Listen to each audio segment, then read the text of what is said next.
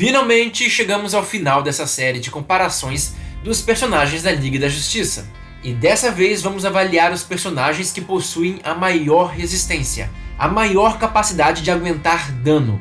E seja muito bem-vindo ao Planeta Diário.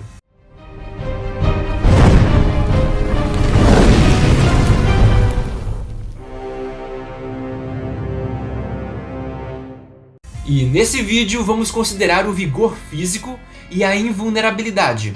Não irá contar habilidades como intangibilidade, barreiras ou qualquer outro tipo de habilidade. E obviamente não conta as fraquezas, pois já tem uma análise só sobre isso. Então é realmente só a capacidade de aguentar dano.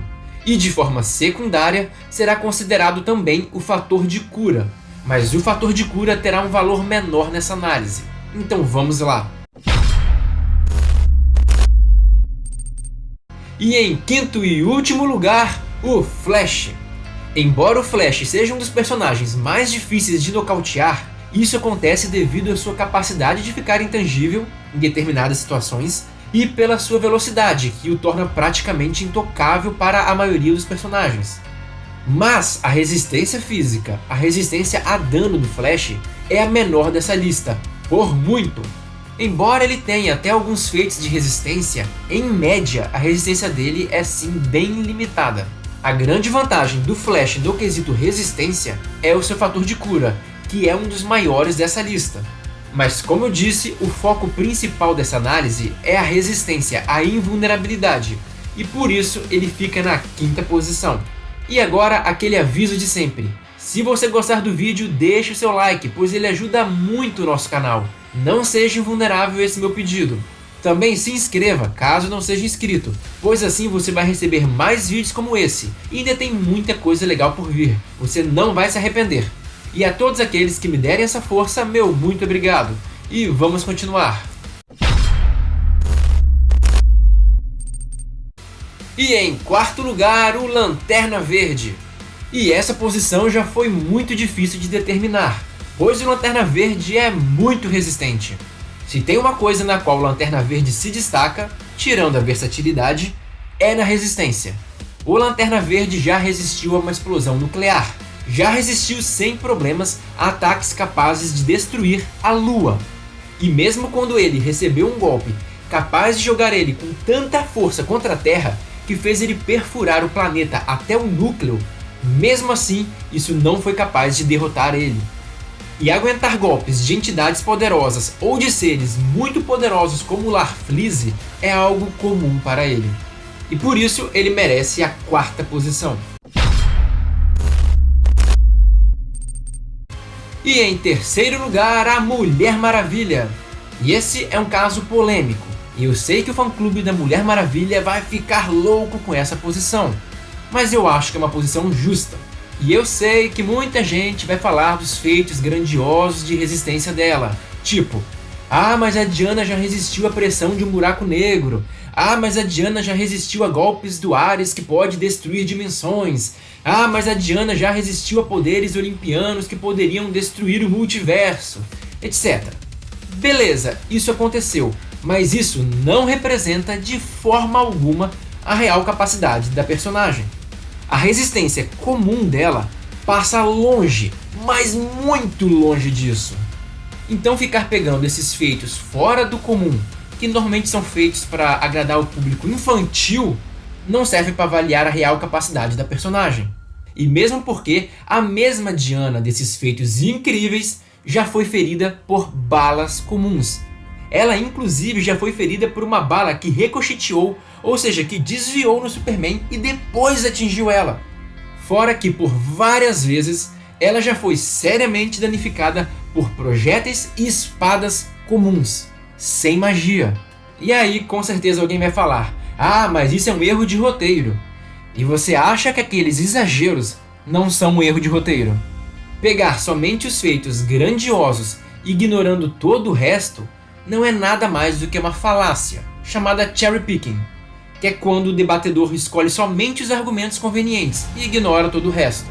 E eu preciso dizer também que a Diana é uma das personagens que menos leva golpe, porque ela tem uma série de itens de defesa, como o escudo, o bracelete, além da habilidade de combate dela, que é absurda. Eu já comentei isso nessa série.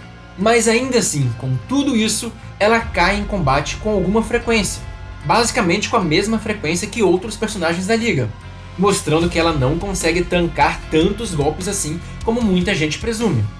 Mas calma, que eu não estou querendo dizer que a Mulher Maravilha não é resistente. Lógico que ela é sim muito resistente, tanto que ela aguenta golpes de pesos pesados e está na terceira posição desse ranking, o que é uma posição muito digna.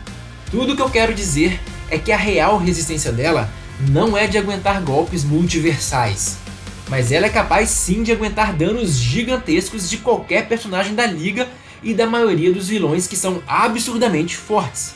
Eu acredito que a resistência dela deve ser basicamente a mesma do Lanterna, um pouco superior na verdade. Mas a grande vantagem dela para o Lanterna é que ela também possui um fator de cura muito bom, melhor do que o do Lanterna, colocando ela na terceira posição.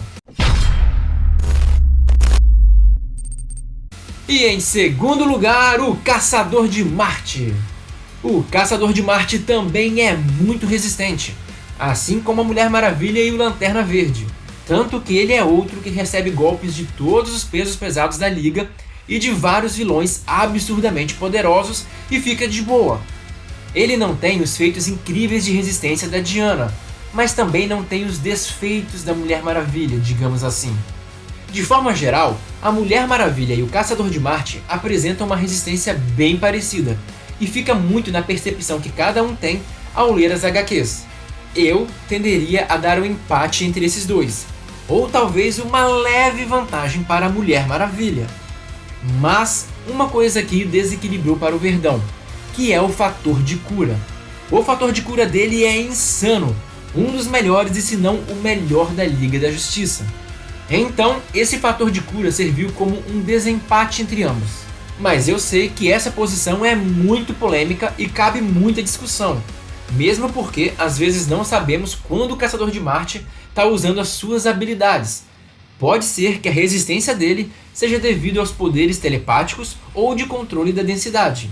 E nesse caso, isso não deveria contar aqui, mas não tem como realmente saber. Então deixo ele nessa posição, mas colocar a Mulher Maravilha em segundo não seria nenhum absurdo.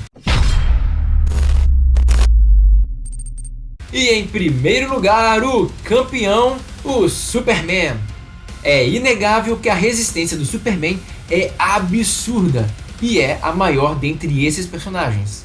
E por mais que, em alguns momentos, alguns personagens dessa lista podem parecer tão resistentes quanto o Superman, o fato é que ele é referência na editora como resistência. Mesmo porque, pense bem, ele não tem equipamentos de proteção como a Mulher Maravilha. Ele não é tão rápido quanto o Flash e também não tem os recursos do Caçador de Marte ou do Lanterna Verde. Ele também não é um combatente tão habilidoso quanto a Diana. Então, dentre todos os personagens, ele é o que mais se expõe a golpes, e ainda assim é considerado um dos personagens mais difíceis de derrubar. Fora que ele aguenta naturalmente golpes de vilões que nenhum outro aqui aguentaria, como é o caso do Apocalipse ou até mesmo do Galactus. E aguentar explosões estrelares é a coisa mais normal para ele. A invulnerabilidade dele é absurda, sendo a maior da liga e uma das maiores da DC.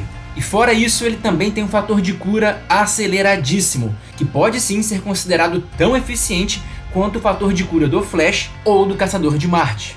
E sempre que um golpe se mostra capaz de derrubar o Superman, isso assusta todos os membros da liga. E isso é uma constante nas HQs. E por mais que, em algumas histórias, a invulnerabilidade dele seja reduzida a ponto dele ser ferido por armas nucleares, de forma geral, a resistência dele é incomparável.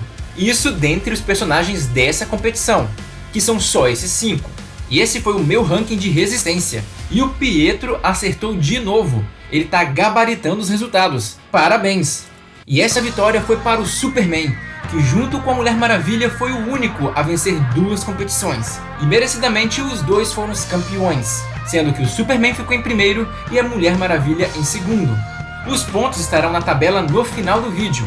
E vale lembrar que essa disputa não é para determinar quem vence numa luta. é só para vocês terem uma ideia das qualidades de cada um.